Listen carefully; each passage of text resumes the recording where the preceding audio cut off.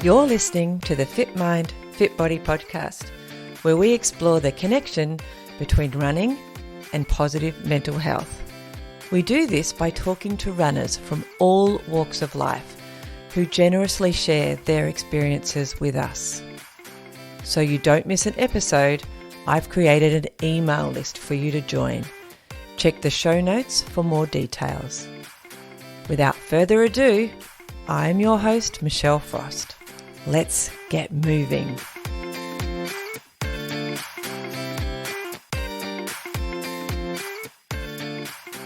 Welcome to this episode of the FitMIND FitBODY podcast. In today's episode, we dive into the incredible journey of George Bryant, a remarkable individual who's found solace and joy in running. From overcoming childhood challenges to discovering a newfound love for running, George shares his transformative experience and valuable insights. Get ready to be motivated as we explore the power of running as a tool for personal growth, emotional well-being, and resilience. Join us as we uncover George's unique perspective and discover how running can bring positive change to both the mind and the body. Let's lace up those shoes and dive right in. Today on FitMIND FitBODY, I am so excited to introduce you all to George Bryant. George, hello. Hi. And welcome to the podcast. I'm so excited to be here. And I just feel incredibly even more excited because we got to meet in person first. So I'm like, yes, let's do this. That's so exciting. So for everyone out there in listening land, I met George in Hawaii, where he was giving a talk at an event that I was at. And I found out that he ran. And of course, what did I do? I said, you've got to come on the podcast. So like a good sport that he is here on the podcast with us maybe a month and a half, 2 months later. I'd say. Yeah. So I'm very excited to learn more about George because I didn't get to learn, heaps about you. So let's get started with, where did you grow up, George? Obviously, you're not Australian. I'm not Australian. Nope. Far, far away, even though I swear like 90% of my friends are Australian or from New Zealand. Love it. So I'm called that way in many ways. I grew up in Massachusetts, primarily just outside of Boston. West Hartford, Connecticut, pretty young, and then ended up in the suburbs of Massachusetts. So that was kind of where I was until I forged my parents' signature to join the Marine Corps and run away. Oh my! Before we get into that crazy bit that you just dropped, here's the challenge. This is the challenge, right? This is a running podcast and mindset podcast, but I'm like, we're about to open Pandora's box and talk about 36 years of demons that were locked away until it turned into what everybody sees as success now. Yeah. So that's that overnight success thing, isn't it? Oh yeah. Overnight is like, now I get it after 38 years of seeing it, of like, what? Yeah. It's a journey, you actually will never really get it. Anyway, exactly. We'll get into that. The point. That's the point. It's all about the practice, because that's all it is, practice. So when were you a single child? Did you have siblings? Yeah. So I'll give you the overview. Childhood was pretty rough. Okay. Drug abuse, physical abuse, sexual abuse, emotional abuse. My parents were pretty broken. I have one full sibling who is 5 years younger, and he was kind of my child that I protected, but I basically became homeless at like 12, 13. Wow. And then started fending for myself. We had social services involved. We were technically custody of the state. I was trying to get emancipated. We had lawsuits, cops, welfare checks, in and out of hospitals. And I was just trying to make it through high school while getting bullied. I had my front teeth knocked out 3 times by the time I was 16. My nose broken twice. And I don't know why or what. And I've sat with this for 20,000 hours. But as a kid, I always was like, this isn't my life. This doesn't feel like mine. Like I don't want to be out of body here. experience. I don't get it. But for whatever reason, as a kid, I never did the path of everybody else. I never drank. I never did a drug. I never did any of it. And amazing. So I just literally was like, I want to run away. The only problem is I was bulimic because I was sexually abused and developed an eating disorder and was massively overweight. And so I had to lose 70 pounds to join the Marine Corps. And so that's when my very unhealthy relationship with fitness started. And that's actually when running started. So yeah, it was a pretty Wow. interesting time. So yeah, origin story started there So in actuality. you forged your parents' signature I to did. get into to the Marine. How did Yeah, that? so really what ended up happening is like, because I was basically homeless, I slept on friends' couches or in cars that I bought, or I would sleep at my work where I got jobs. I worked a lot of jobs, and Yeah. so I always would need somewhere to go. So I would try to join sports. I joined track, I joined cross country, like, and I would join anywhere where I had a place to be, because there were Yeah. other people. They would give me Yeah. food, they'd give me water, right? They'd give me a place to go. And so I would try everything. And so like I never really was an athlete. And then football stuck for a while, Yeah. gave me a place, but none of it really worked. And as I stumbled my way through high school, including navigating that whole divorce, the cops, the Mm. arrests, the abuse, the fights, the all that stuff. I just wanted to get as far away as I could. I Mm. had no goal, I had no anything. And then one day my brain was like, it's the hardest thing I could do. And I was like, join the Marine Corps. Like that was it. And no joke, like I got in my car and I drove to the recruiter's office and I walked in and I said, I want to be a Marine. And they're like, you're too fat. And No. like that was like the first, and I was like, whoa. And like he's like, you'd have to lose like 52 pounds just to like join. And so I was like, well, and they're like, we can't help you. So I left and I found the unhealthiest thing I could, which was basically a wrestler who's like, do this, like starve yourself, work out. I lost the weight and went back, and they're like, well, your parents need to sign this. And so they did. And then yeah, my teachers basically all knew the situation. They knew the social services stuff, and they basically passed me out of spite. I missed almost 3/4 of my senior year, and turned out to be the best decision for everybody, because Oh wow. I'm still friends with most of them. They listen to my podcast. I've gone back to speak at the school. Like I've helped them with their businesses. Like it's kind of a small world. But yeah, that was my childhood until I graduated, and then a couple weeks after I graduated, I left for boot camp. Oh my. And so you were 16, 17 then?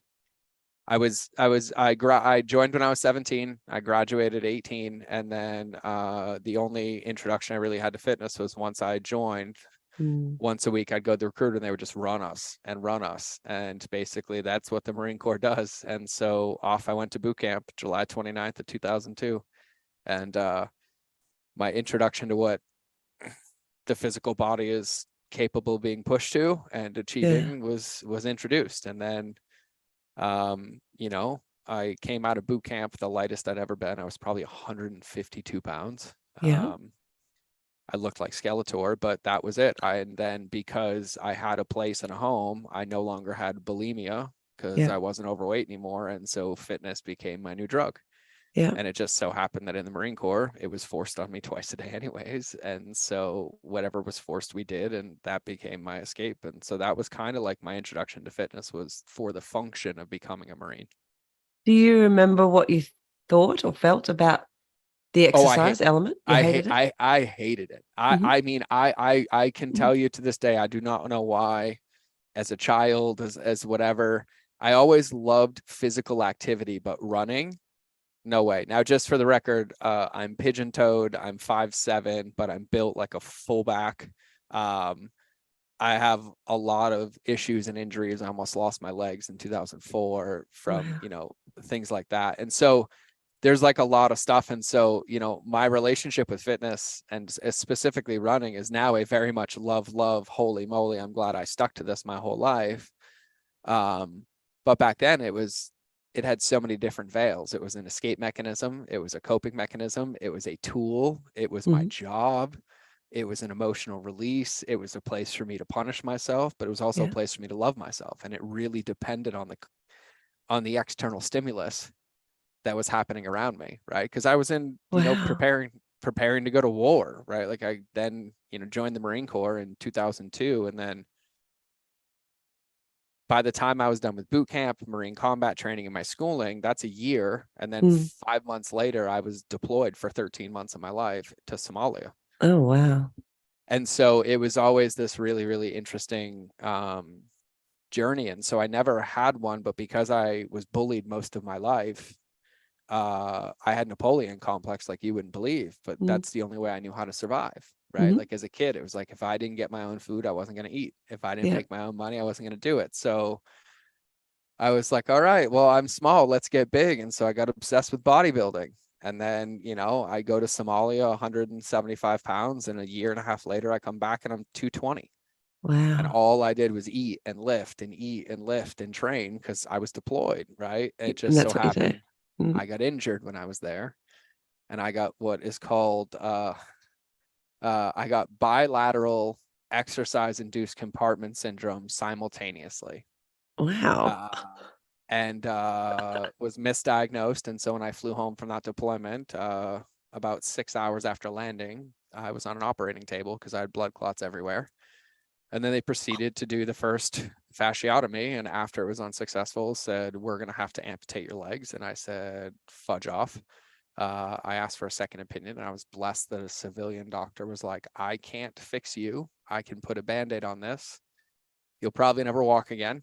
But My you'll gosh. keep your legs. And he's like, so I'll do this, and then you're gonna have to get out of the military. And I'm like, yeah. Well, whatever you say, right? How old were Whatever. you then?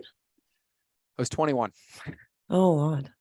21. Yep. So this was 2005, right when I came back from that 13-month deployment. So that injury happened on my 21st birthday, of all days, December 27th of 2004.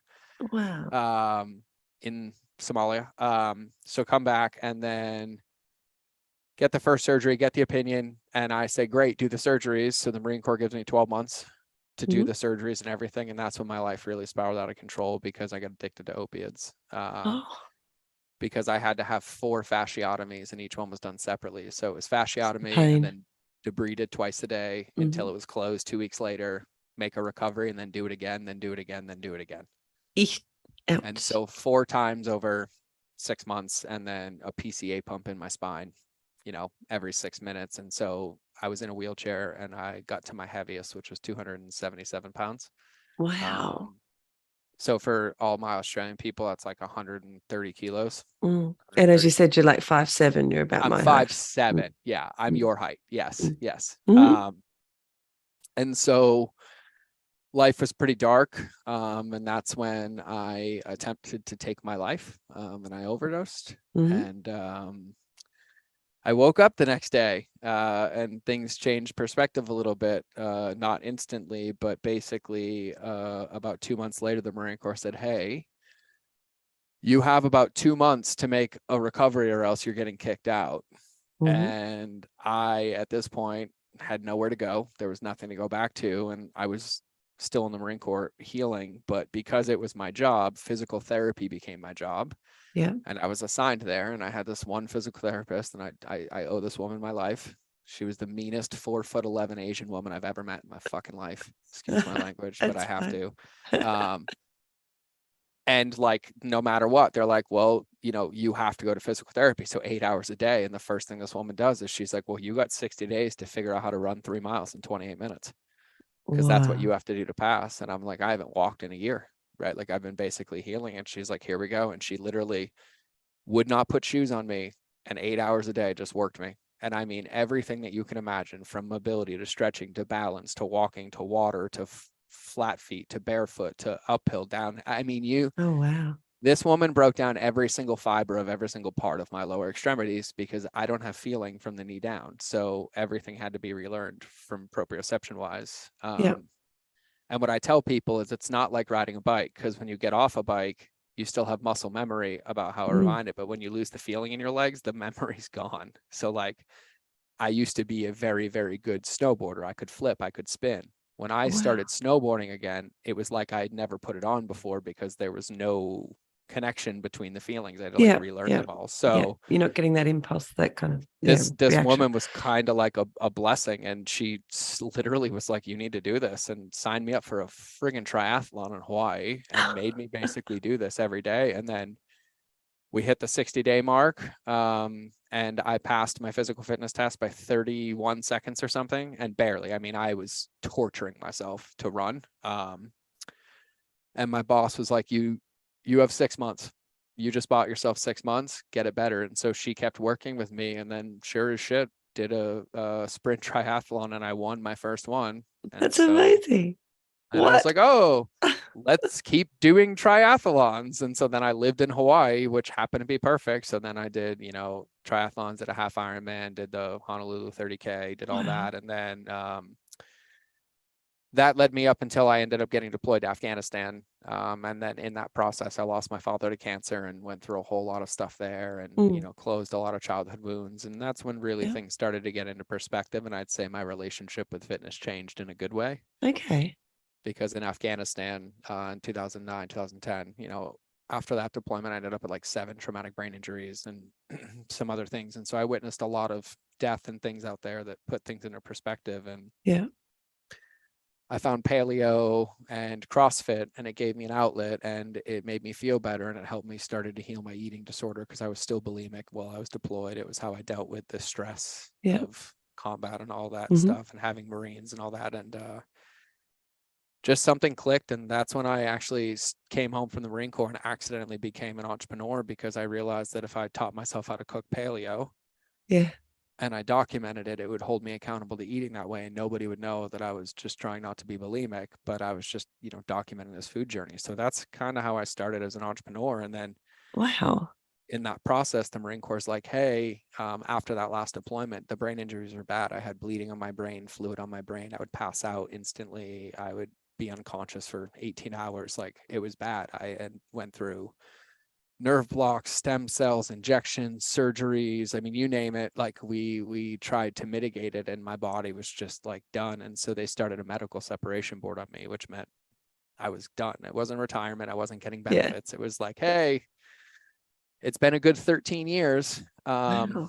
And they don't Have a give you nice life. benefits? Sorry, I didn't realize that. No, I got medically separated, not retired. So the military gave me no benefits. The VA, which is a completely separate system, gives me a little bit. But if I told you the number that they say I Yeah. should live on, I would be homeless, and so would my whole family. Yeah. That's crazy. So yeah, so then basically, that led down into I kind of accidentally became an entrepreneur, and in that process became a paleo food blogger, which put this lens of health and fitness in my purview, and became kind of my passion slash career because it was making me money and Yeah. I was using as an accountability tool. And so through that food blog and documenting my journey as a food blogger while also becoming an entrepreneur, I went through an entire healing process because I was a food blogger and a New York Times bestselling cookbook author while still actively bulimic because I was still Yeah. struggling.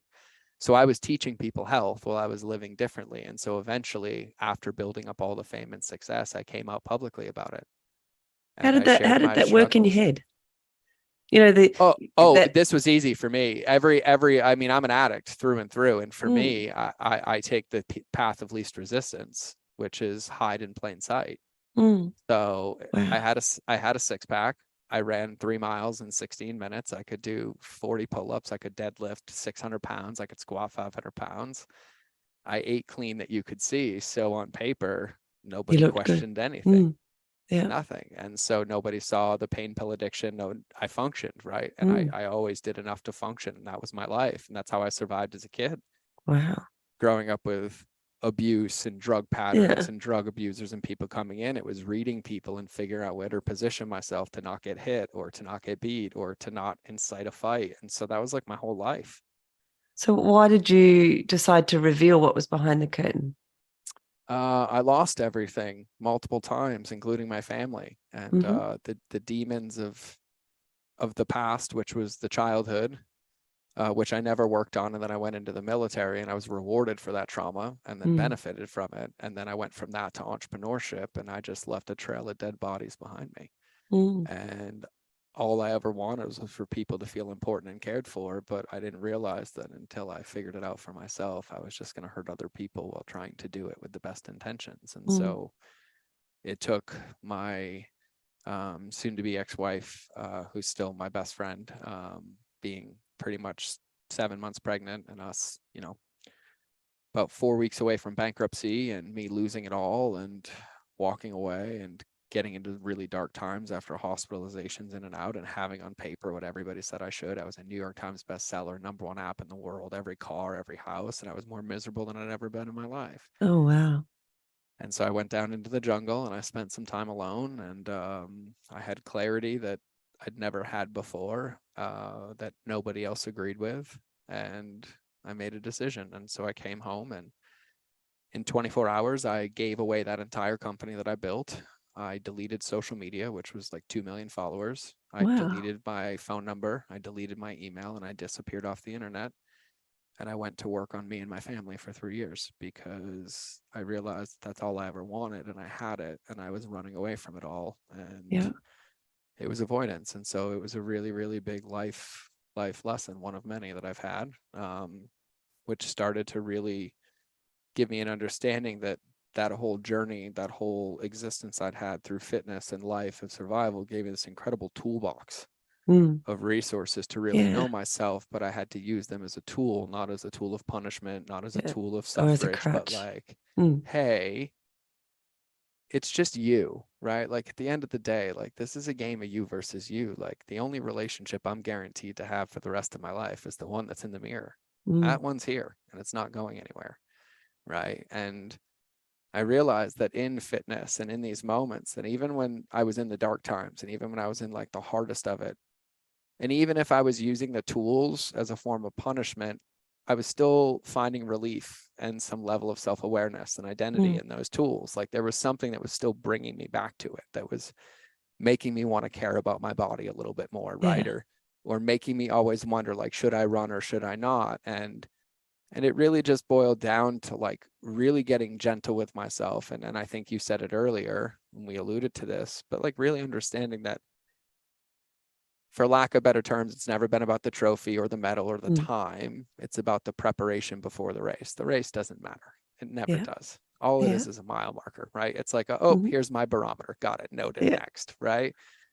And I just think, you know, for whatever reason in my life, I was blessed to choose a life that gave me a lot of perspective and story and experience that I use to help other people. But, you know, no matter what, like it's still just me, right? And I think about my relationship with fitness now, and it's like I used to use it to run away from me, even though I was running towards me. I was just Mm. resisting the path, right? Like I'm like, oh, I'll do it.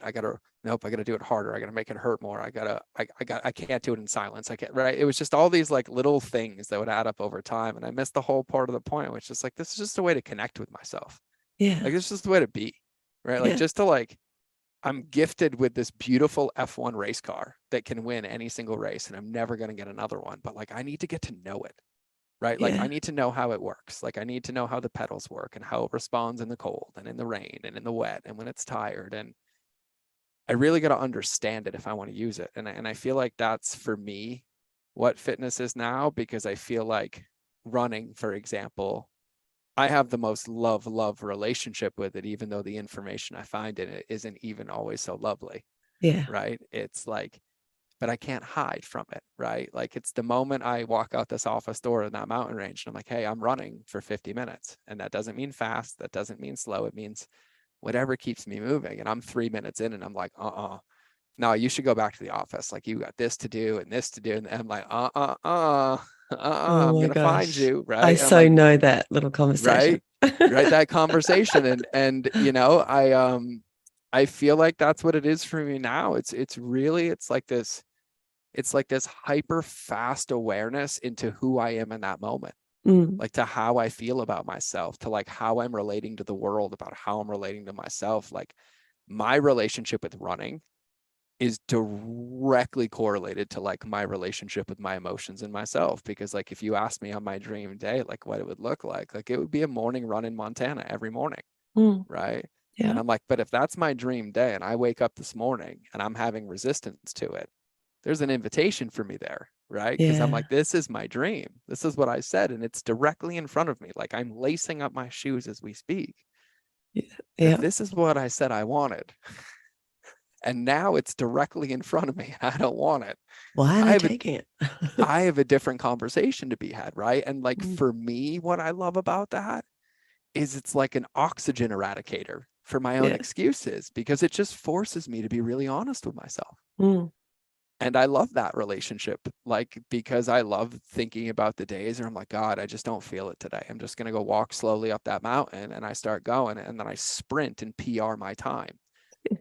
And then I think about the other days where I'm like, God, I feel so good today. I'm going to put like 2 hours in on the pavement. I'm going to PR, right? And then I get a half a mile in and I start crying and I realize I jog for an hour, bawling my eyes out, and then I feel better, right? Oh, What I think is it more important now, like for me, and I know I'm kind of like on a monologue here, but it's really just not having a relationship with it from a lens of perfection, but having a yeah. relationship with it in a lens of consistency, Mm. right? Oh, I Like love not that. So not important. what it looks like. It's Mm. that I just look at it every day. Yeah. Right. And so like for me, that's 20 minutes outside every day, irregardless of weather. Right. And that for me, and I make it a minimum. And that doesn't mean running or sprinting. That means in that 20 minutes when I decide and my shoes go on my feet, whatever pair of shoes I chose, whether they were hiking shoes or running shoes or street shoes or whatever, and whatever my body feels is what that 20 minutes gets. And Yeah. if I protect that every day, it's kind of hard to lose the game, because the amount of times that 20 minutes turns into 40 or 60 or clarity or, excitement about something else. I feel like that's been the most powerful part for me, is like really prioritizing that physical relationship with my body, because it by force creates an emotional relationship and like a spiritual relationship, and this presence and this awareness of like what's happening in it and why is it sore and why does that ache, and like let's not just pretend that's okay. Like that's my check engine light. Like why is it coming on? Right? Like I feel like it just by force creates this massive environmental design that's like, hey, if you really want this, like if you value this thing that you swear that you love, that you're working your life away because you want more time, money, and freedom to enjoy it, that you take the time to check in with it, to make sure that when that finish line that you think you're chasing is achieved, that you have the physicality and the life inside of you to enjoy it. Yeah. Right. Like, Because and you're not getting there anyway to that you're finish line. not. Right. And I think for me, it's like, oh, I got it. Like every moment's the finish line, like this one and the next one. Right. And I'm like, okay, got it. So it's just about playing every day. And I think for me, that's what fitness is for me now. It's just a place where like, no matter what, it's like, no matter what's happening in the world, it's a direct plug into myself. Yeah. As long as I'm willing to look at it. Do you remember when that switch happened? When it became drastically. I drastically remember. I remember it was on a hike here. It's probably 4 years ago. And it wasn't this like massive moment. It wasn't anything. It was when like this collection of ideas and understandings collapsed and made sense to me. And I'm going to tell you exactly what happened. So I'm very intense, right? Like I've tied world records. I'm a competitive athlete. Like if I see red and I want that red, I'm going to get that red. And like, that's the goal. Right. And, so even when it came to my fitness, and I would say that I was more intentional with it, like wanting to protect the vessel of my vehicle, like not abusing it, not anything. I would get tricky with myself and set these agendas that fit into the bucket of like self-care, right? So like when I would start to go hike the mountain, right? No matter what, I couldn't not look at my watch and check it at the markers, knowing my time hacks, even when my goal was like just to go hike, right? So I couldn't break the habit. Yeah. And it was really like I was starting to resent it, because it just always felt like agendized and more pressure than necessary. Just like way more pressure. And I was sitting in this office, and even my entire life is set up by design. Like my office, when I open that back door, within 6 steps, I'm staring at entire Glacier National Park in the Swan Mountain Range. And my favorite hiking trail is literally a 3-minute drive from my office, and it includes about 7,000 miles of national park. And I literally have my whole life designed to like, I get access to it no matter what. And I do that. So when I'm having off moments, and I'll never forget, I had a really, really off day, and my whole calendar got cleared, and I just like didn't have the capacity to go home. And I was like, just go hike, just go hike. And I was a wreck. And I keep everything, like I'm looking at it. It's 8 feet away, my weight vest, my bear spray, and my hiking rig. Oh my gosh, bear spray. Sorry. Yeah, I live in grizzly country. That's right? not an Australian thing. Yeah. And it's right there. So I literally laced up and went. And I'll just never forget. because it wasn't anything, but I just got there and I got to the top of the mountain. Right. And I know the route, I do it all the time. But when I got to the top of the mountain, I was sitting up there and I had like a good tear and I felt relief. And then I realized that I didn't take my time. I didn't know how quick I got up there. I don't even remember hiking up there, but I felt amazing. And it just like hit me. And it was like, I just had this moment of clarity. I was like, holy shit. Like there is no race like whatsoever for me. And I'm telling you, and this is the craziest part, that clarity came, I'd say like 3 years ago, but then the beginning of this year, and I'm not going to joke about this, it's September 13th now. In January of this year, I was 68 pounds heavier than I am now. Oh, wow. And I've had this up and down relationship with weight my whole life. Mm-hmm. And at the beginning of this year, it all made sense because even at the end of last year, I was like, oh, okay, I'm going to achieve this running goal. I'm going to achieve this fitness goal. And at the beginning of the year, I was like, they're all out the window. They're in the trash. I don't care anymore. And I was like, this is what I'm going to do. Every morning, I'm going to do my same stillness practice, right? I wake up at 6 a.m. I walk barefoot out in the grass and I look at my horses in the pasture over the mountain. It's the most beautiful thing every day. And then I ask myself 2 questions, and I'm not joking.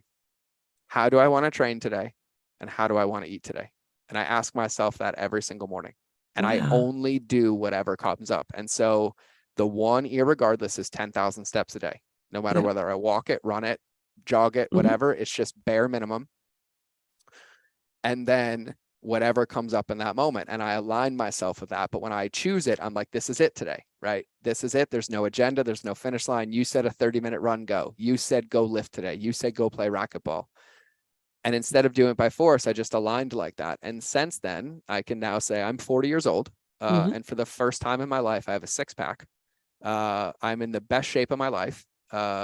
Last week, I decided to strength test myself, and I haven't lifted a dumbbell or a barbell over maybe 100 pounds, and I'm stronger than I've ever been.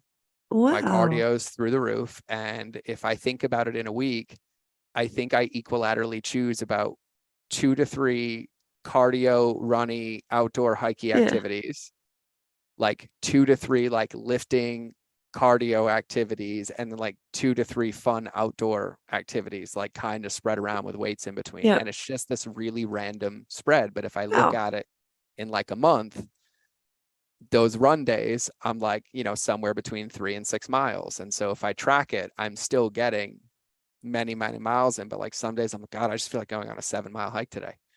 And I'll do that, and that'll be my run for 3 days, and then I'll go lift. And I've just taken this very like intuitive, what does my body feel like? And so even yesterday, I was feeling it. I did 3 workouts yesterday. I just kept feeling it. And then I got done, and I burnt 2,200 calories yesterday. And so I had to eat and compensate. And then I woke up this morning. I was like, oh, my body feels a little bit sore. And I opened my Whoop, and my Whoop's like, you're fully recovered, go. And I was like, no. So came to the office this morning, and I went on a 3-mile walk in nature, slow, like I'm talking slow. And that was it for today. And that's it.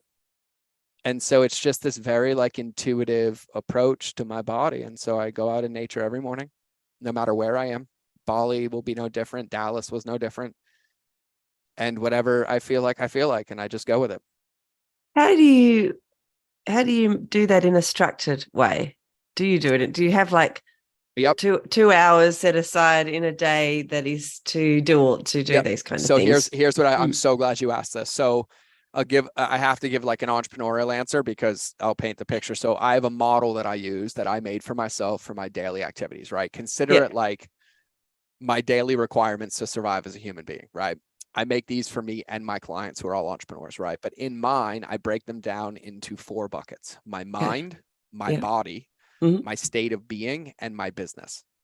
And then under each bucket, there are clear measurable items, right? My business is the 3 core needle movers, right? So in my mind is my stillness practice. It is my meditation, and it is my consumption of personal development.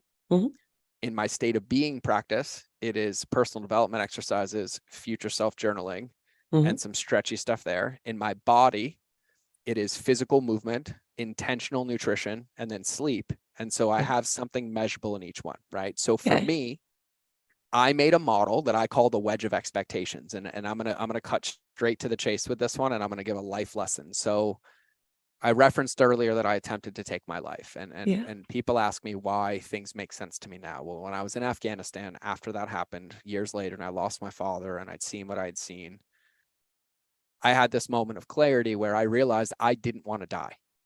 I really was scared to die. I really didn't want to take my life, or else I would have used a gun. Like, there was something in me, but I didn't realize that I was lying to myself every day because I was choosing a slow, painful death because I wasn't living. And I wasn't living because I was letting these emotions dictate my decision. That's not living. That's dying and being a slave. Yeah.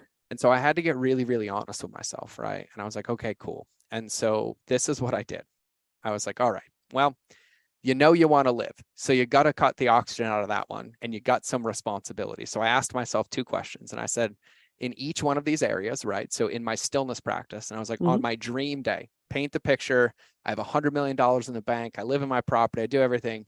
What's my ideal stillness practice? And I'm like, 30 minutes. That is my dream. Like, just 30 minutes of stillness every morning plugs me in, right? And so I go through each behavior and I design my dream, right? So with my physical fitness, my dream is at least 90 minutes of physical fitness a day, right? With my personal development consumption, it's an hour.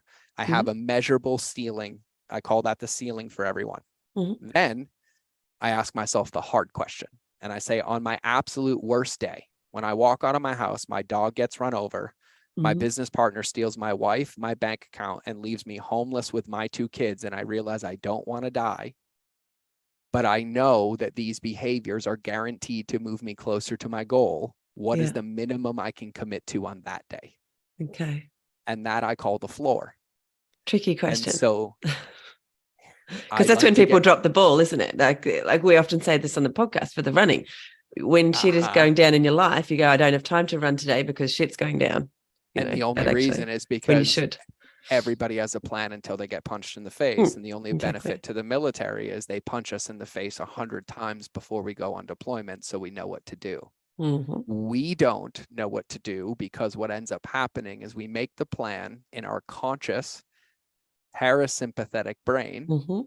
And then when we are emotionally triggered, our sympathetic brain takes over, and our reticular activating system only tunes into trauma. So every plan that you had, that you thought about, that wasn't written down and directly in front of you, is out the window. Exactly. And the only thing you see is more red based on what you have, which is where this model came from. So for my stillness practice, it is a minimum of 5 minutes. For my fitness, it's a minimum of a 10-minute walk outside, irregardless of weather.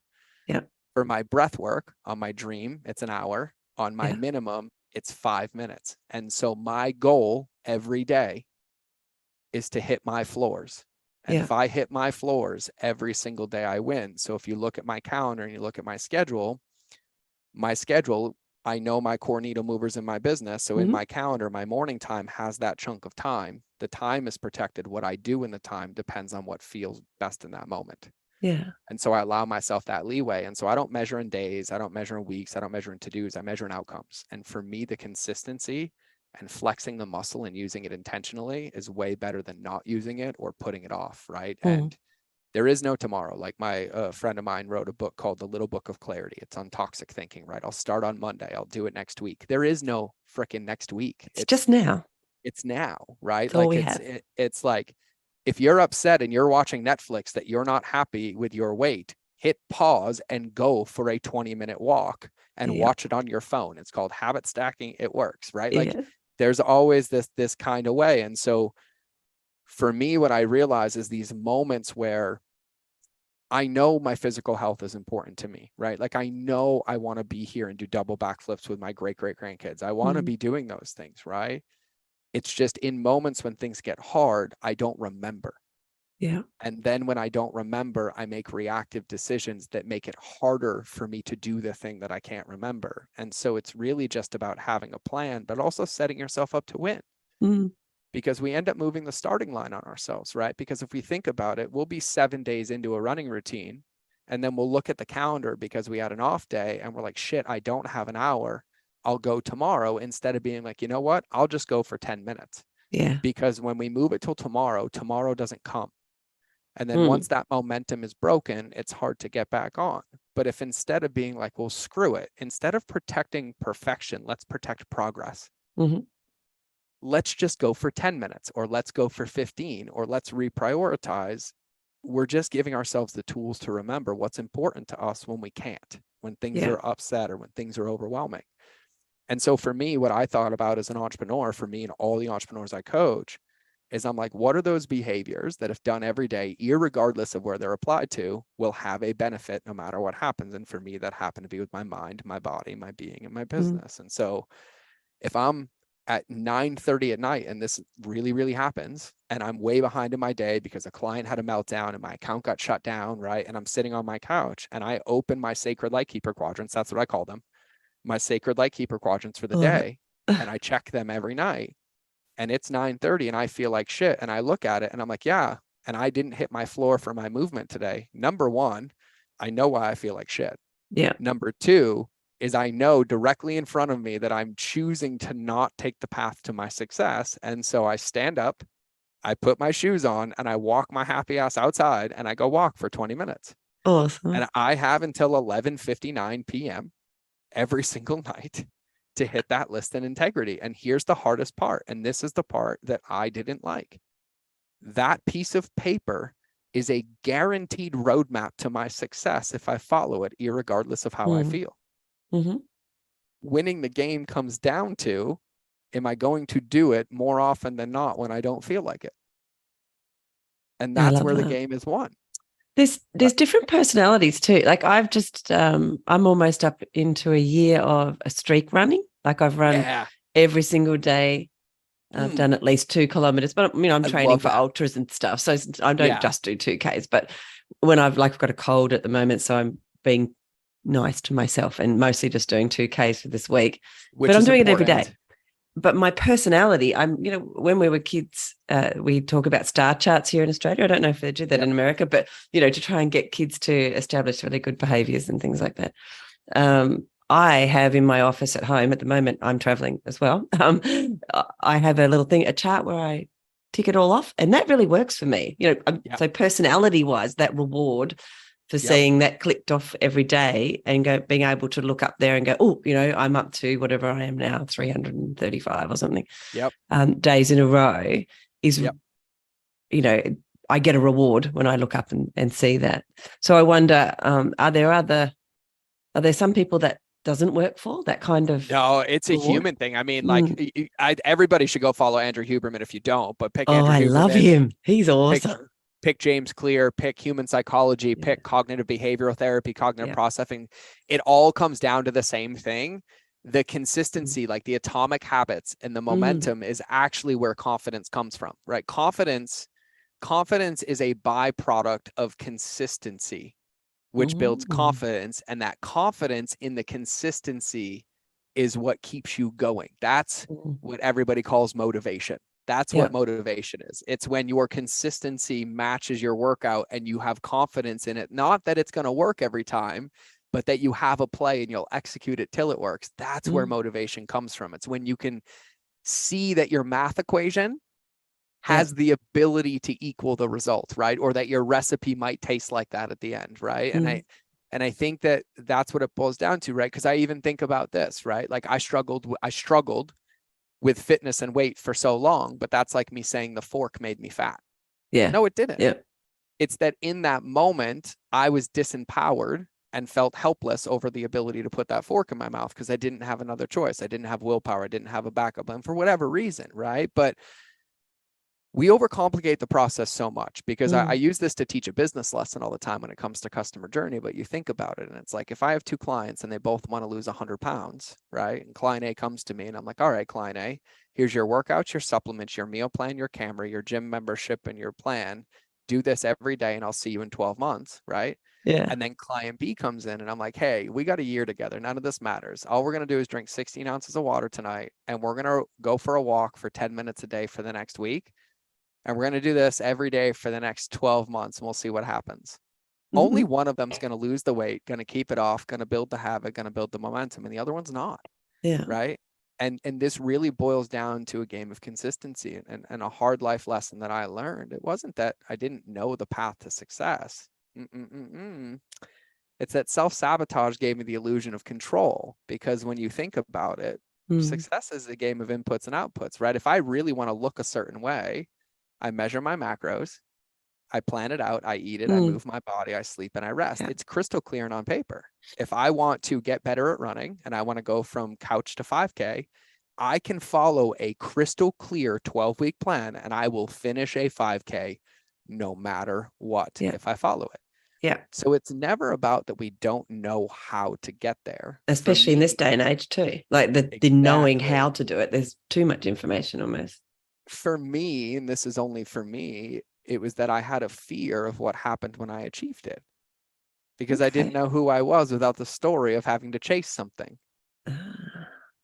Right? On because the podcast, sorry, George, I often ask, what is your motivation? And some people, some of the runners, their motivation is the next event, to run faster, to tick off more mountains, to tick off more whatevers. And others, their motivation is more intrinsic and less result orientated as well. And I wonder whether the ones who are result orientated won't run for as long in their life, for example, until it changes. I think everybody's a little unique, right? But I talk to entrepreneurs. That's what I do every single day. But I feel like I have perspective now. Like, I feel like anything in life is that there's two ways to learn. One is you believe the lesson in front of you and you skip the pain, or two, you ignore the lesson in front of you. You learn through the pain and then you accept the lesson eventually, right? It's one of those two, right? And so like, even when it comes down to like, there's no destination. If you told me that 5 years ago, I would have taken you to court convincing you there was. Now I would chuckle with you and I'd make fun of myself for what I used to say. And I'm like, God, you're so right. Oh man, I know, right?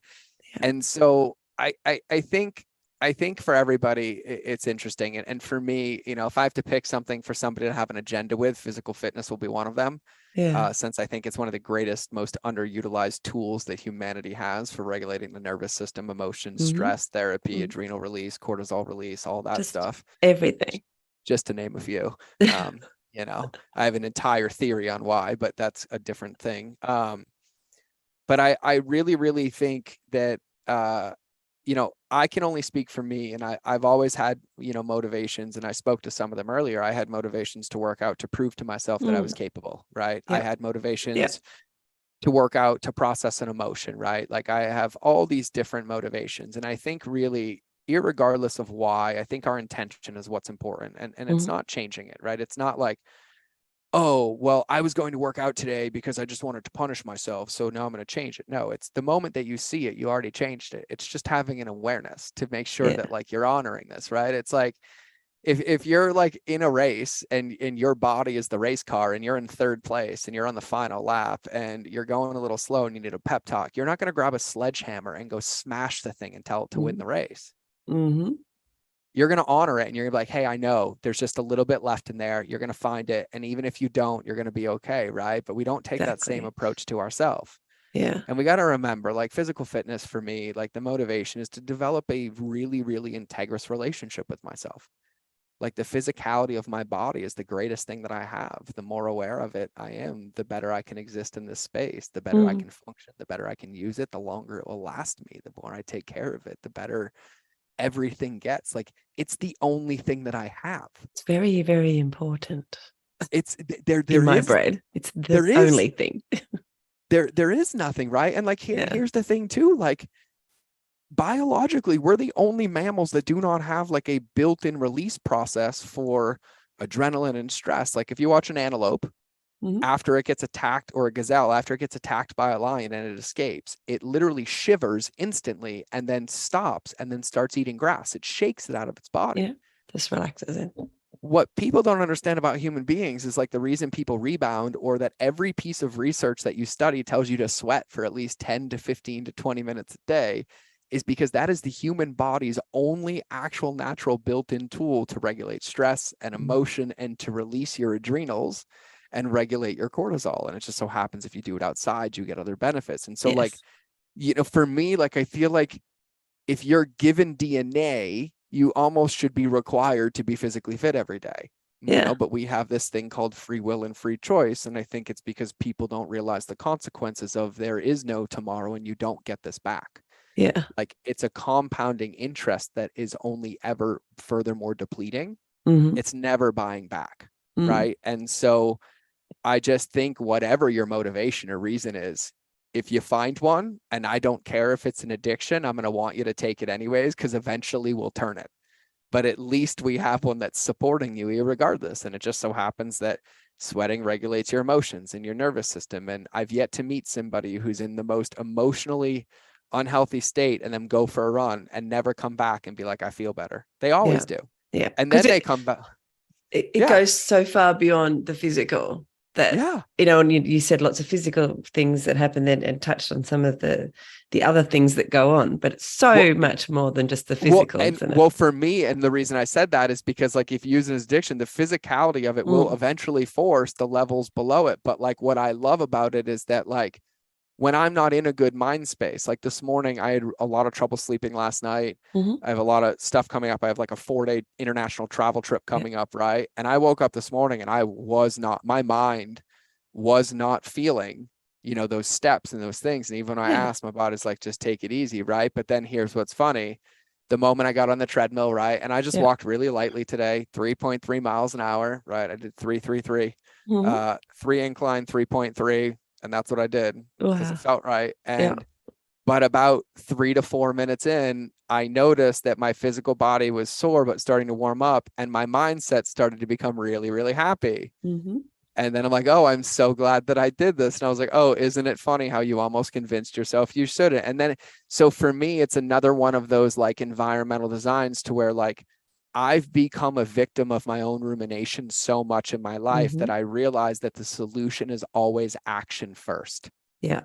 And so if I can build in these mechanisms or these protective measures that always give me a plan or a workout that's aligned with who I want to be in the future, and there is a minimum dose and a maximum dose that I can choose from, I can't lose the game. And so the second part of that model is another model that I teach my clients called the SOS model. Yeah. And this is basically, for map of better terms, if you were to take it you yourself, Michelle, and set a goal and you're like, okay, for my mindset, I go out 5 years into the future and this is who I want to be. This is what I want to think. And you build 3 mindset practices, then like 3 physical body practices, 3 states of being practices, and 3 needle movers. Yeah. And you put those on paper, there's a very clear way to see if you do those things every single day that you're going to get there, right? Ticking my boxes. when you look at that on paper and we see that, and then we think about, well, if we know that, why don't we do it? Well, then we add the human experience inside of it, right? Which is emotions and all the noise in the world. Yeah. And if we think about most of those, whatever triggers us causes a reaction, and we go looking for some semblance of a reminder to get back to one of these things that we mapped out on paper. We lose the game with how long we get lost in this shit. Yeah. And then this is the worst part. We get lost in this shit because we figure out how to fix it. But before we do the how, we ask why it happened. Yeah.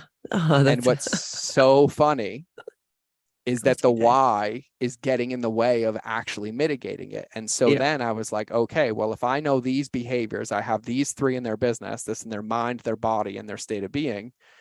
If at any point in your day you're off, and I'm like, hey, did you do those things? And you haven't done them. I promise you, if you go do one of them, it will help you feel better. Right. Yeah. And so then I was like, okay, what's next? I'm like, oh, got it. So I made the SOS model. And the SOS models for when I get triggered. Yeah. So I have a path to get back to one of those behaviors without needing anybody in between. And so I break it down into 3 buckets. There's the inner tools, which I draw this as a bullseye, the inner tools. Then there's the inner circle, and then there's the outer circle or the outer tools, right? Yeah. So the inner tools is anything that you have access to immediately for a state change. Breath work, dancing, breathing, yelling, walking outside, sex, anger release, you name it, whatever you do. Change a state. That change a state, right?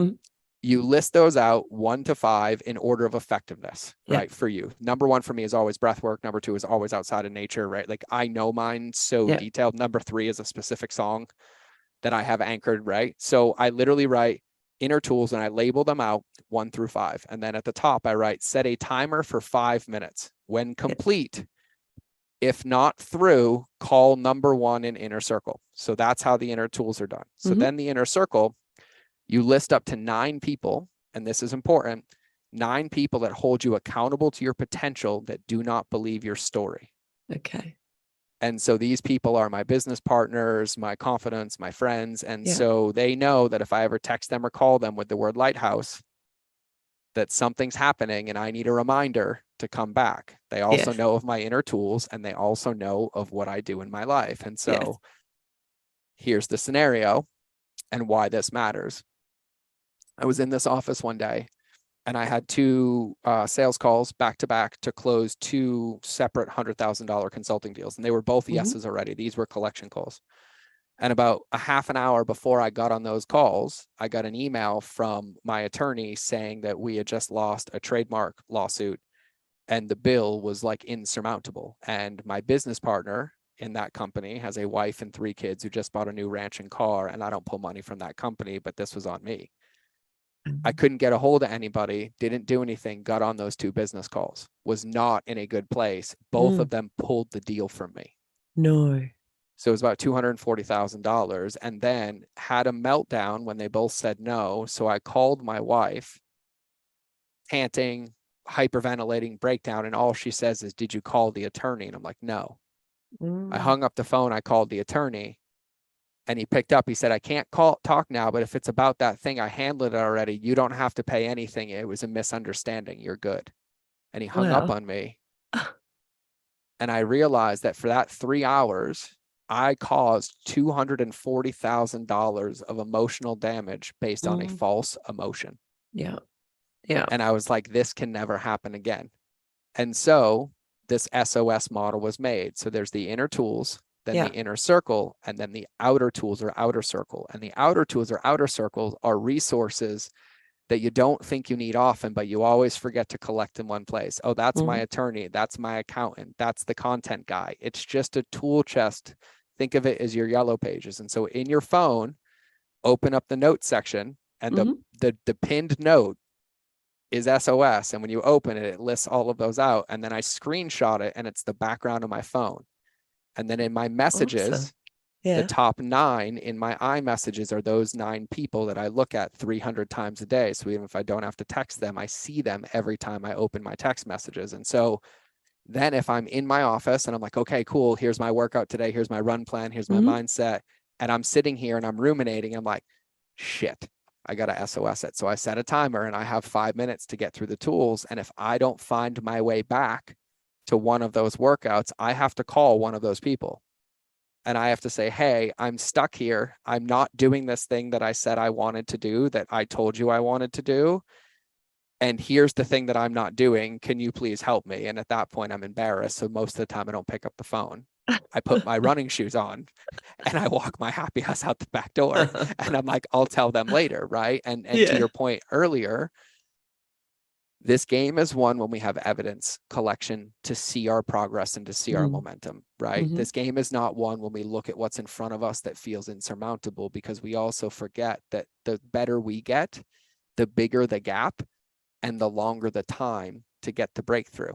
Like when you get to the point of running a 2 hour and 47-minute marathon and you want to drop 2 minutes off that marathon, it's going to take you 1.5 to 2 years. Whereas 4 years ago, you dropped 45 minutes in a year. Yeah. Right. There's this line that comes from, and so there's this incredible book from Benjamin Hardy and Dan Sullivan called The Gap and the Gain. And it's a book for entrepreneurs, but I think it's one of the most incredible lessons for human beings in general too. It's like, it's really easy when we get stuck and overwhelmed to be like, oh, I know I said I wanted to lose the weight, but I still have 20 pounds to go, right? Or I still have 2 minutes to drop, or there's still 74 miles left this week, right? It almost feels insurmountable. But the moment I pause you for a minute and I turn around and I'm like, yeah, but do you remember a year ago when you couldn't run a mile? Yeah. Right. And then all of a sudden you're like, oh, poop, right? It's just perspective. It's about remembering, right? Yes. And so I think I'm just obsessed with the simplicity of it. And the reason I love fitness so much, or running or any of it, is it's just like this guaranteed effective tool. It if I is. utilize it and I protect it and I honor it for what it is. There's that understanding, just the same side of the opposite side of the coin of what you were just saying too. When you actually get to those goals, that goal is no longer important anymore too. There's that transient nature of, when you do hit your fastest marathon or your whatever it is with your running goals, and that's no longer important within seconds, whatever it is, Yep. minutes, because it's so transient, you can't hold on to it. And so there was something about, to me, falling in love with the journey. Yeah. That's really important, because Yep. those goals, as much as it's important to have them for many of us to motivate us to keep those consistent practices, they actually, when you get there to that goal, it's not the thing that keeps you going, because you're already there. It's not going to Yep. get you to the next goal. Yep.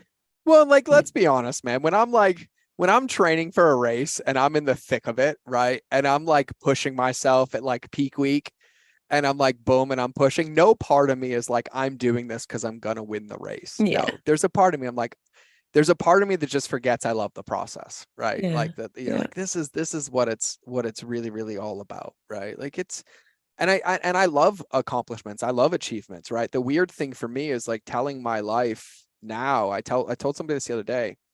What it feels like is I've read a collection of short stories, and when you ask me questions about my life, I'm just reading from a book or answering from a book. But I think that that's what it's about, because I used to be like, oh my God, like I used to hang my identity that I was like a competitive CrossFitter, or I made it here, or I tied that world record. And I'm like, well, you know what's so cool is like I did those things. Like those are like cool songs I have in my arsenal that are like always in the jukebox, but they were never like who I am. Like they're not going on my headstone. Like I'm not going to be like tied the world record into that. Like, no, I don't want anybody to remember me for that. That was something I did for me, to find me, to see what I was capable of, to like, wow, you can do that, right? It's just like, I think it's just like remembering the nature. And like I'm reminded because my son is 6 going on 7, and I learn more from him more than he learns from me.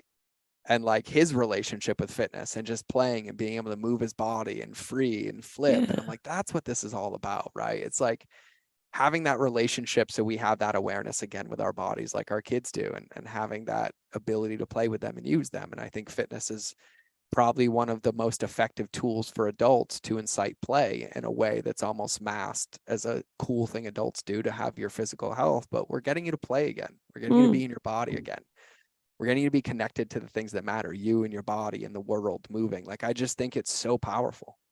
What do you think you'd be missing in your life now had you not suddenly decided that running was an awesome thing in your world? Yeah, you know, I feel like what I'd be missing. What's it giving you? Put in a positive. Yeah, and it's a great question, because like I'll be blunt. I have a love hate love relationship with fitness and running and all of it, because also there's a other side to this. Without fitness, my body doesn't function.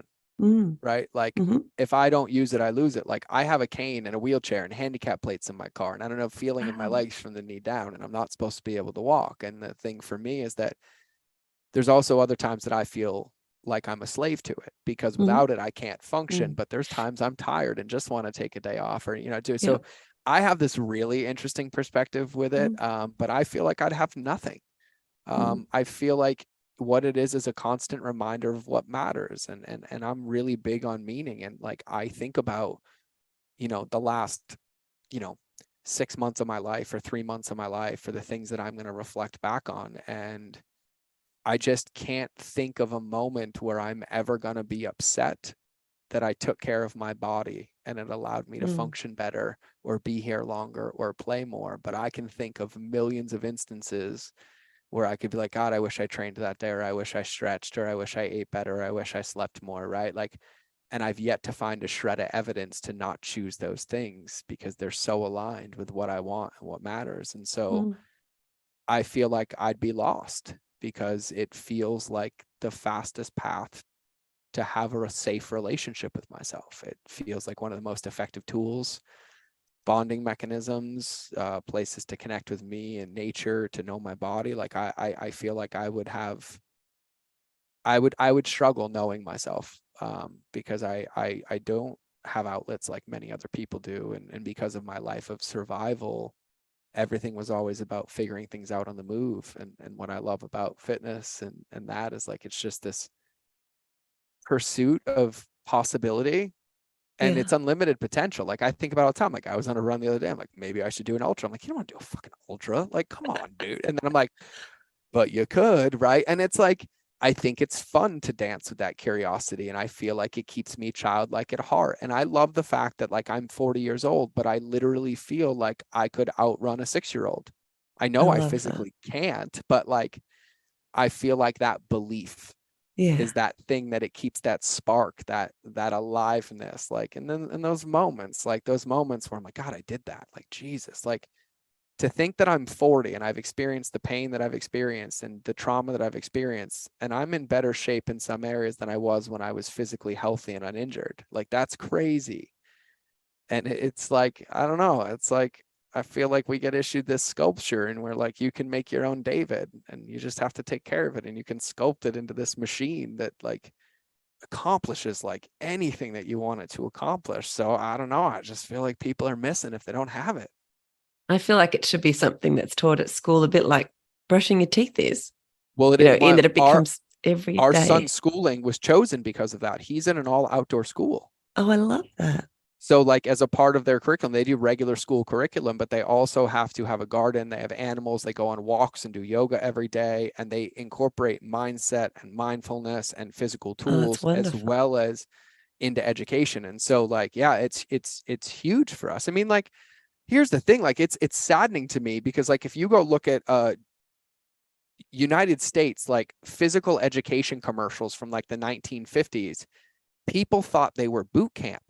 They weren't. That was standard gym. Like, you're going to be in shape. You're going to take care of your body because you're going to go physically work, not you're going to be on Wall-E addicted to your fat ass phone, delivering everything at your convenience so that you're malleable, right? Like, and I'm like, God, like, where is that? And it's even crazy now too.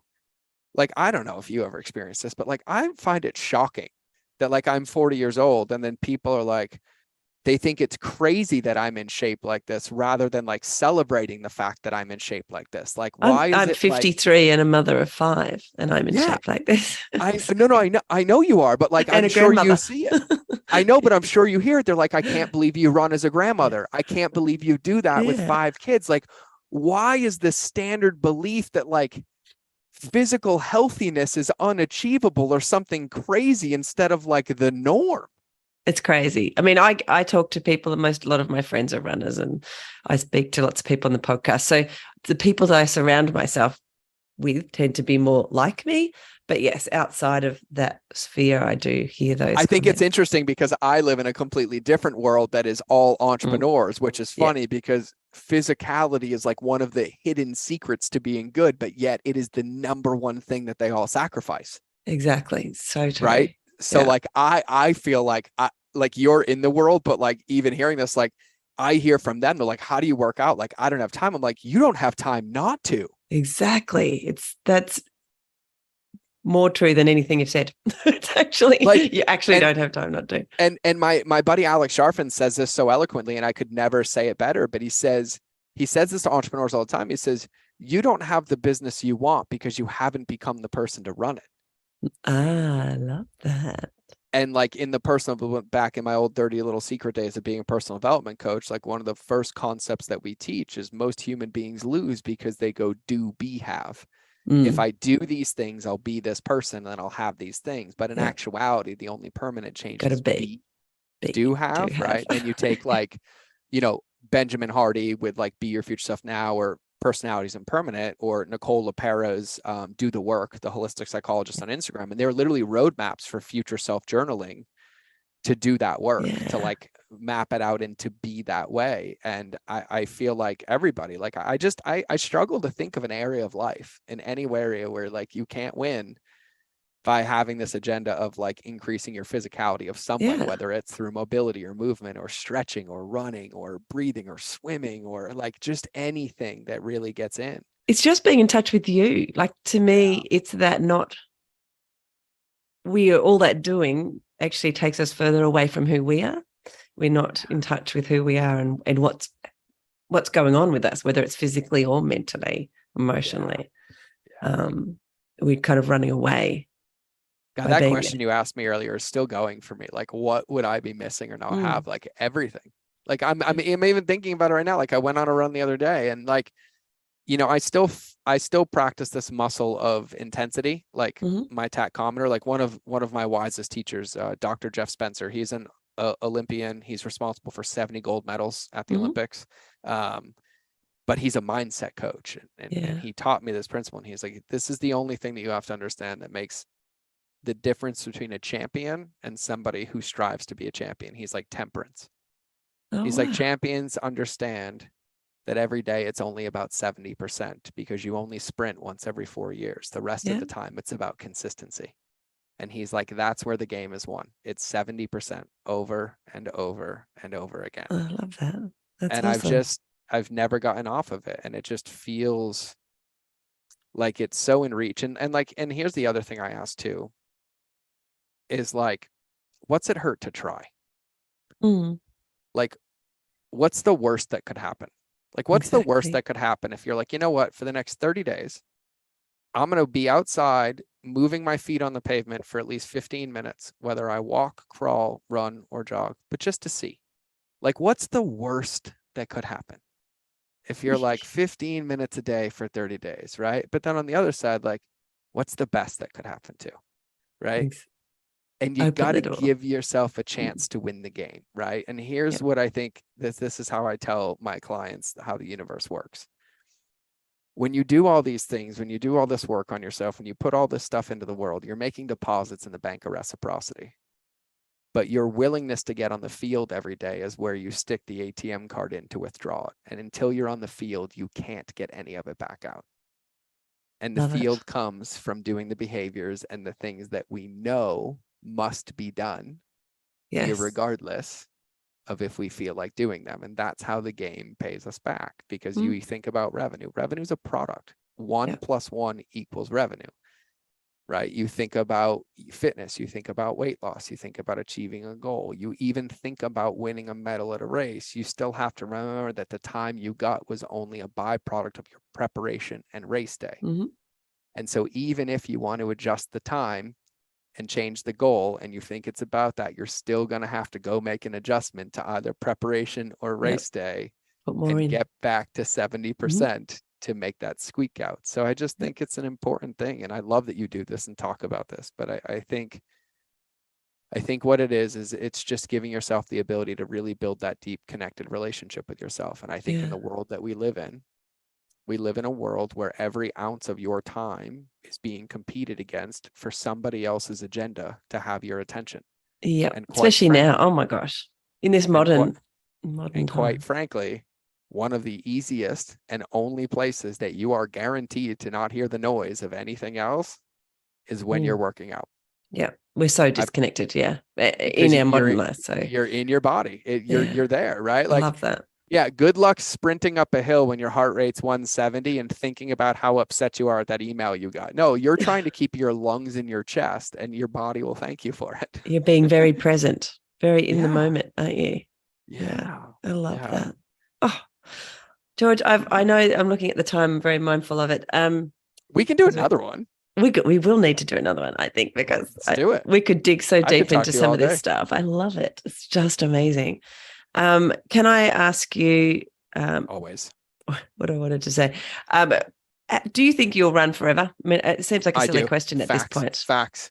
There will be, here's what I'll say. Even for me, I consider walking running now. Any movement of my feet intentionally, Mhm. I consider running. It's But yes, I 1 foot in front of the other. have trouble seeing a day that physical movement is not the number one priority in my day. Yeah, I love it. I just and that's why, yeah, I would love to have some more conversations with you about it, because I've only really touched on the surface, and to be able to dig into, that how we can be in touch with ourselves by, I the love it. process of moving. I would love to unpack that. Yeah, and I think too, and thank you for allowing me to share all that. I know the context is deep in my story, but I also feel like it speaks to the testament and the power of the questions that you asked. And I'll end with this. Somebody asked me on a podcast a couple of years ago, if I could go back in time and give myself a piece of advice, what would it be? Mm-hmm. And the answer I gave, I actually had to turn into a talk at my keynote. And I gave a talk and I was like, hey, how many people in this audience has ever read a fortune cookie? And they're like, yeah. I'm like, all right, keep your hand up if you can remember one, right? And I'm like, give me an example. Like somebody, and they spit me a quote, right? I'm like, yeah. I'm like, cool. I'm like, of those ones that you can remember now, right? Everybody hear them. Like, how many of you heard one of those 20 years ago, 10 years ago, right? And I'm like, keep your hands up. Like, awesome. How many of you wish you listened and believed that 10 to 20 years ago and did it every day until now? Keep your hands up, right? And then every hand that wasn't up goes up.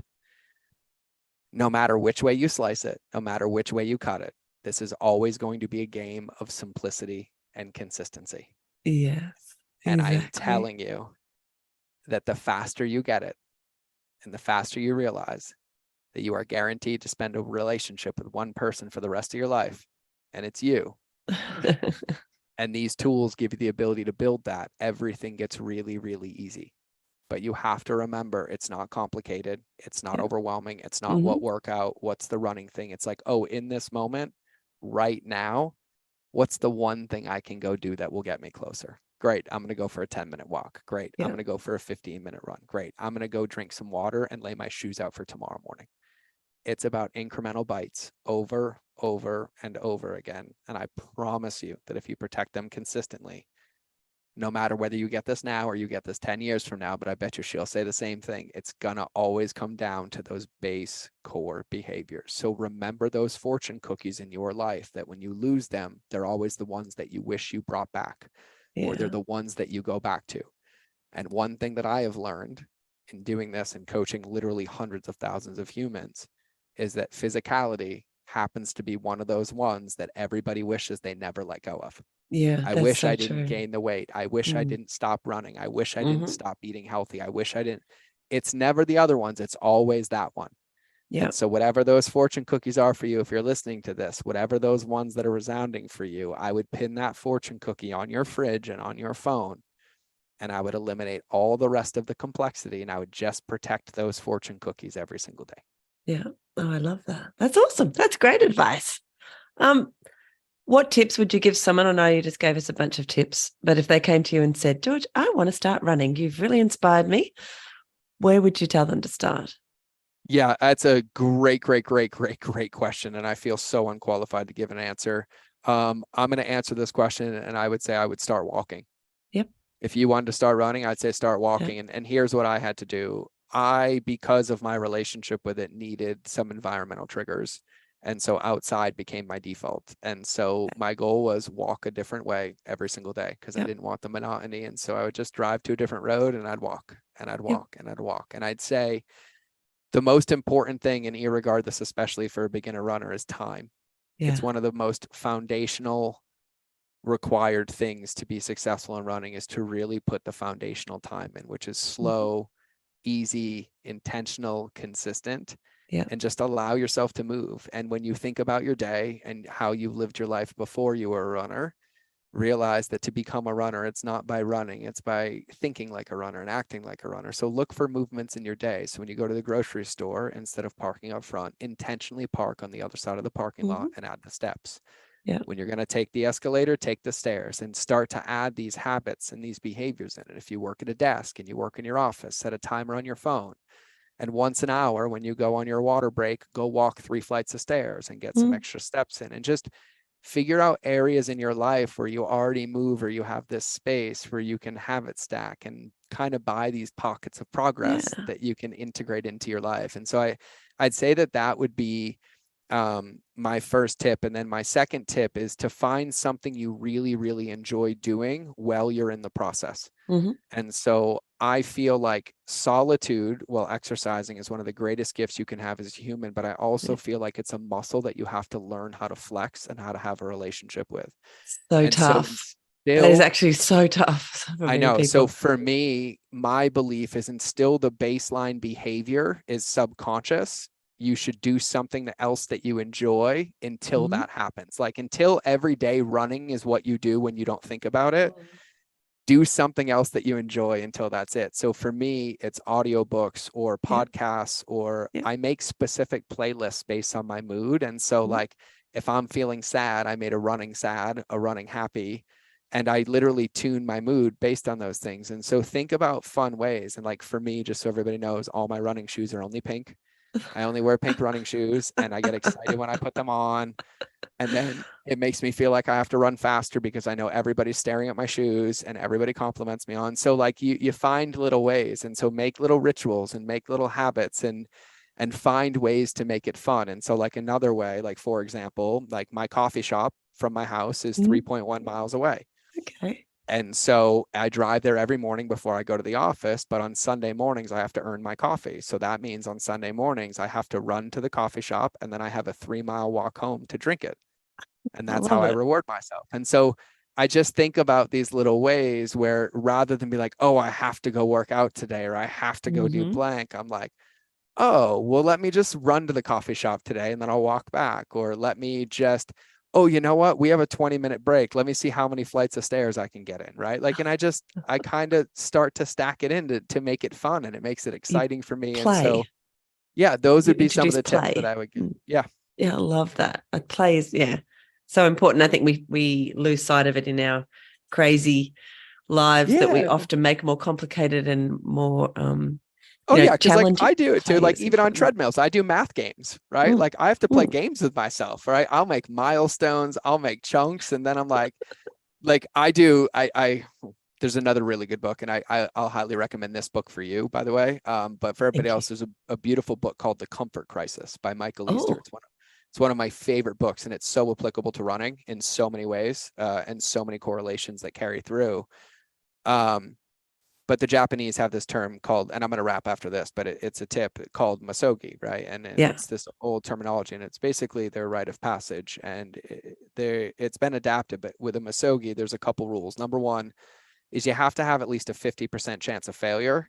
Uh-huh. Number two is you can't die. And number three, nobody can know about it. So at least once a month, I do some physical challenge or activity that really, really pushes my understanding and my ability for myself. But even with those, like some of them have been like 12-hour hikes, like very intentionally done. Yeah. And like, I literally will have to gamify it. So I will literally make a playlist per hour, and I'll do like an hour of one set of songs, then an hour of silence, and then like a half an hour of this, like just to even try to make break it it more up. fun too. I can break it up and do it. And so I just think that the more fun we have, the more things that we add, the more likely we are to build in the momentum and the anchors that keep us accountable to doing it, and then have the associations that build in those habits that keep us going, right? And I think consistency is it. And so find the easiest consistent habit and then stack on some of the other ones. And so if you already wake up early, just go for a 10-minute walk and leave your morning coffee out on the counter from when you get back and earn your coffee. Or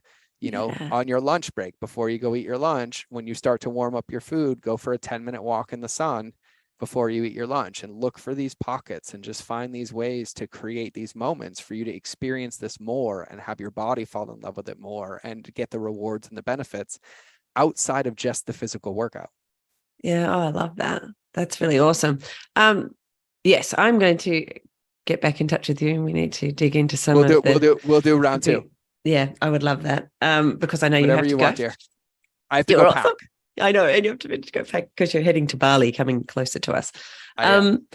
Before we go, I know we didn't touch on what you actually do now, which is interesting in itself.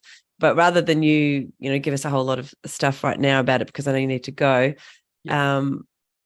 Can you send me through some links and things that people can follow? Because I think they want to. Very motivating. I'll make it really easy for everybody. One of the things you'll see when you find me is that there's this wrapping paper that says for entrepreneurs, but if you remove the label entrepreneur, every single thing I teach is applicable to you, because I teach principles and I focus heavily on mindset and relationships with yourself. And so my podcast is the best place. And I mean the best place. My website is the pinkest website you will ever see. If you want to know why, you can ask me on Instagram, but it's mindofgeorge.com. Excellent. And the podcast is The Mind of George Show. And you'll even see we have it sorted. If you go to my website or if you DM us on Instagram, we can send you just the mindset episodes or just that. We have it broken down to make it really easy for you. And so if there's anything that lands, there's episodes out there where I talk about the SOS model, the wedge of expectations, and things like that. So my podcast is designed to not need me. So it's a take it, use it, and everything you need is in it. So that's how it's designed. That's what I thought. I knew that I know anyone who's listens to this is going to want to follow up and and get a bit more of George, because it's been very motivational, including for me. So I want to make sure it's accessible to everybody. So thank you so much for sharing your time. I know how valuable Oh my God, it is. thank you. I appreciate it. I'm actually really, really excited to do round two too, because like I don't ever talk about running, and I apparently love it way more than I realized. Of course you do. Everybody loves running, really. They just don't know it yet. And everybody says it. They're like, well, look at your calves. I'm like, these don't make good running legs, by the way, just for the record. These are not distance running legs. They look all right, especially with the pink shoes. Oh, I know. Well, the funny thing is, when I was a bodybuilder, my quads, each quad was only 1 inch smaller than my waist. Oh, wow. And so like I just have really muscular legs. And then after the surgery, because I had to do 18 months of PT, my calves developed like this massive amount of muscle and workout from like 8 hours a day. So I've always had like really, really strong legs, but like all my body weight is in my legs. So like running is not pleasurable when you have tree trunks that are the size of most dudes' torsos that you're picking up. So good for getting up hills though. It is very good for getting up hills. That is, I am pretty much a mountain goat. Like you put a 100-pound weight pack on me and I will go straight up a hill. There's no getting me down. Yeah. So that's actually my preferred modality, is uphill outside running. That's what I do like every day. I love it. I do. Yeah. All right. So we'll do round two. We'll do round two. Don't jump off straight away. I'll just finish the recording. But again, thank you so much for sharing so much goodness. Really appreciate your time. Of course. Thank you. Thank you for listening to the FitMIND FitBODY podcast. I'd love to talk to you about your running journey. Send me a message on Facebook or on the website and let's do it. I also wanted to let you know that I've created an email list so you won't miss any podcast episodes. You'll find details in the show notes and on the FitMIND FitBODY website, along with a bunch of resources on mindful running. They'll help you to get and stay mentally and physically fit. And I'll see you there. Plus, I'll be back here in your podcast player a few times a week. Hit subscribe so you don't miss an episode. And before you go, I'd really appreciate it if you would leave a review. It'll help more people to find the podcast and get inspired to start running and ultimately to improve their life. See you soon.